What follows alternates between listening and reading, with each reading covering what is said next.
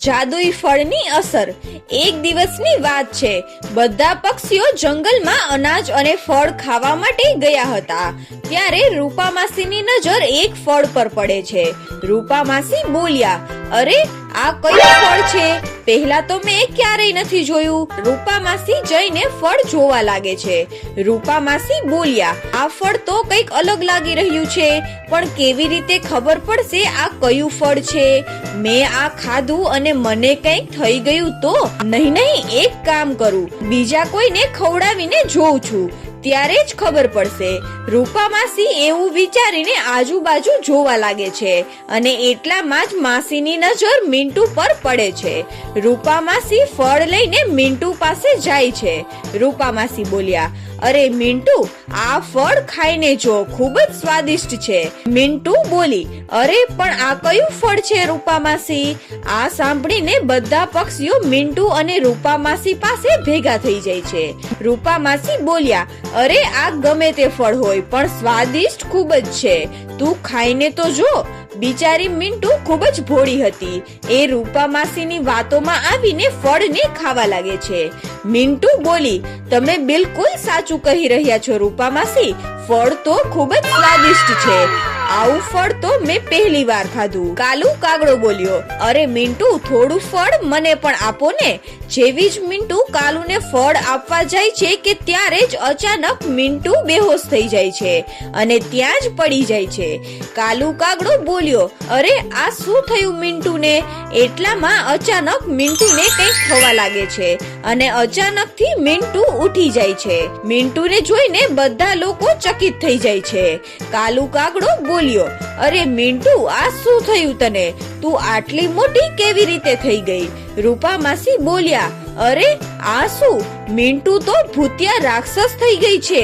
અરે બધા લોકો ભાગો અહીંયાથી, નહીં તો આ આપણને ખાઈ જશે।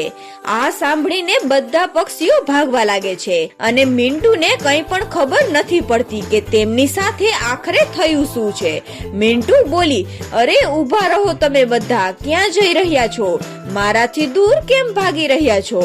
બધા પક્ષીઓ મિન્ટુને આટલી મોટી જોઈને ડરના કારણે પોતપોતાના માળા તરફ ભાગવા લાગે છે। મિન્ટુ બોલી, હે ભગવાન, હું આટલી મોટી કેવી રીતે થઈ ગઈ? મારી સાથે આ શું થયું? જરૂર તે ફળના કારણે જ મારી આ હાલત થઈ છે। બીજી બાજુ બધા પક્ષીઓ ડરના મારે રૂપા માસીના ઘરે જઈને છુપાઈ જાય છે। થોડી વારમાં મિન્ટુ પણ પોતાના મિત્રો પાસે મદદ લેવા માટે પહોંચી જાય છે। મિન્ટુ બોલી, અરે મિત્રો સાંભળો, મારી મદદ કરો, હું તમને કંઈ પણ નહીં કરું, મારી વાત તો સાંભળો। રૂપા માસી બોલ્યા, અરે તું જા અહીંયાથી, તું હવે ભૂતિયા ચકલી થઈ ગઈ છો। અમે બધા જાણીએ છીએ કે તું અમારામાંથી કોઈને નહીં છોડે। પિંકી બોલી, હા રૂપા માસી, તમે બિલકુલ સાચું કહો છો, જો તું અમને અડીશ અને અમે પણ તારા જેવા થઈ ગયા તો? મિન્ટુ બોલી, અરે તમે લોકો મારો વિશ્વાસ તો કરો, મને કંઈ પણ નથી થયું, હું કોઈ ભૂતિયા ચકલી નથી થઈ। કાલુ કાગડો બોલ્યો, અરે મિત્રો, આપણે મિન્ટુની મદદ કરવી જોઈએ, મને લાગે છે કે તે મુસીબતમાં છે અને આ હાલતમાં આપણે તેને એકલી ન છોડવી જોઈએ। રૂપા માસી બોલ્યા, અરે નહીં, તે હવે ભૂતિયા ચકલી થઈ ગઈ છે, આપણામાંથી કોઈ પણ તેની મદદ કરશે તો તે પણ ફસાશે। પિંકી બોલી, હા બિલકુલ સાચું કહી રહ્યા છે રૂપા માસી, તે આપણને ફસાવવા જ માંગે છે, જેવા જ આપણે બહાર જઈશું કે ઝડપથી આપણને ખાઈ જશે।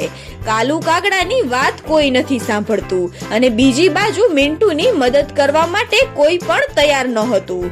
મિન્ટુ ખૂબ જ દુખી થઈને રડવા લાગે છે અને જંગલમાં ચાલી જાય છે। એક દિવસ બધા પક્ષીઓ બેસીને વાતો કરી રહ્યા હતા કે અચાનક બે શિકારી સમડી આવીને તેમના પર હુમલો કરી દે છે। બધા પક્ષીઓ સમડીનો મુકાબલો કરે છે, પણ સમડી તો ખૂબ જ તાકાતવર હતી। બંને સમડી પિંકી અને રૂપા માસીને પકડી લે છે અને ત્યાં જ કાલુ કાગડો ગમે તે રીતે બચીને ત્યાંથી નીકળી જાય છે। કાલુ કાગડો બોલ્યો, હે ભગવાન, આ શું થયું બધું? આ સમડી તો બંનેને ખાઈ ખાઈ જશે.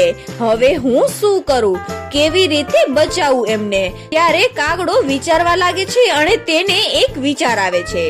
કાલુ કાગડો બોલ્યો, અરે હા, હું એક કામ કરું, હું મિન્ટુ પાસે જાઉં. મને ખાતરી છે કે અમારી મદદ તે જરૂર કરશે.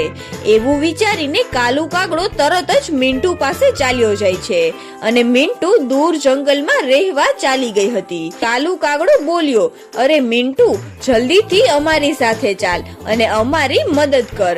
મિન્ટુ બોલી, એવું તો શું થઈ ગયું કાલુભાઈ? ત્યારે કાલુ કાગડો જે કંઈ પણ થયું હતું તે બધું મિન્ટુને કહી દે છે અને જોર જોરથી રડવા લાગે છે. મિન્ટુ બોલી, કાલુભાઈ, તમે બિલકુલ પણ પરેશાન ના થાઓ. હું છું ને, આપણે બધા મળીને બધું સરખું કરી લઈશું. કાલુ કાગડો બોલ્યો, હા મિન્ટુ, જલ્દીથી આપણે ચાલવું પડશે, નહીં તો તે શિકારી સમડી એમને ખાઈ જશે. મિન્ટુ બોલી, હા હા કાલુભાઈ, ચાલો જઈએ. એક કામ કરો, તમે મારી પીઠ પર બેસી જાઓ એટલે આપણે જલ્દીથી પહોંચી જઈશું. આવું કહીને મિન્ટુ અને કાલુ કાગડો સમડીના માળા તરફ ઉડવા લાગ્યા અને બંને સમડી ચકલીઓને ખાવાની પૂરી તૈયારીમાં હતી. પેલી સમડી બોલી, ક્યારથી તાજું માંસ નથી ખાધું, આજે તો મજા જ આવી જશે. બીજી સમડી બોલી, બિલકુલ સાચું કહ્યું તે, તમે બંને ચકલીઓ ખરેખર ખૂબ જ ટેસ્ટી લાગી રહી છો, ખાવામાં બહુ મજા આવશે. બંને સમડી આવી રીતે આપસમાં વાતો કરી જ રહી હતી ત્યારે મિન્ટુ અને કાલુ કાગડો ત્યાં આવી જાય છે. મિન્ટુ જોરથી સમડીના માળા પર ચાંચ મારે છે અને સમડીનો માળો તૂટીને નીચે પડી જાય છે. સમડી બોલી, અરે આ શું થઈ ગયું? કોણે કર્યું? કોની આટલી હિંમત છે? ત્યારે બંને સમડીની નજર મિન્ટુ પર પડે છે. મિન્ટુને જોઈને સમડી ખૂબ જ ડરી જાય છે અને બંને ભાગવા લાગે છે. ત્યારે મિન્ટુ બંનેને પકડીને મજા ચખાવે છે અને ચાંચ વડે પકડીને તેમને દૂર જંગલમાં ફેંકી દે છે અને રૂપા માસી અને પિંકી જોર જોરથી રડવા લાગે છે. રૂપા માસી બોલ્યા, અરે બેટા, મને માફ કરી દે, મારી ભૂલના લીધે જ તારી આ હાલત થઈ છે. તારી મદદ કરવાના બદલે મેં તને કેટલું બધું સંભળાવી દીધું. પિંકી બોલી, મને પણ માફ કરી દે મિન્ટુ, મેં પણ તને ખૂબ જ સંભળાવ્યું હતું અને તારી મદદ ના કરી. કાલુ કાગડો બોલ્યો, જે ફળ ખાવાથી મિન્ટુની આવી હાલત થઈ છે તે ફળ ક્યાં છે? કોઈને ખબર છે?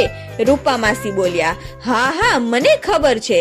કાલુ કાગડો બોલ્યો, તો તે ફળ મિન્ટુ પાછું ખાઈને જોવે. શું ખબર તે ફળ ખાવાથી મિન્ટુ ફરીથી પોતાના જૂના શરીરમાં પાછી આવી જાય. બધા પક્ષીઓ રૂપા માસીની બતાવેલી જગ્યા પર જાય છે.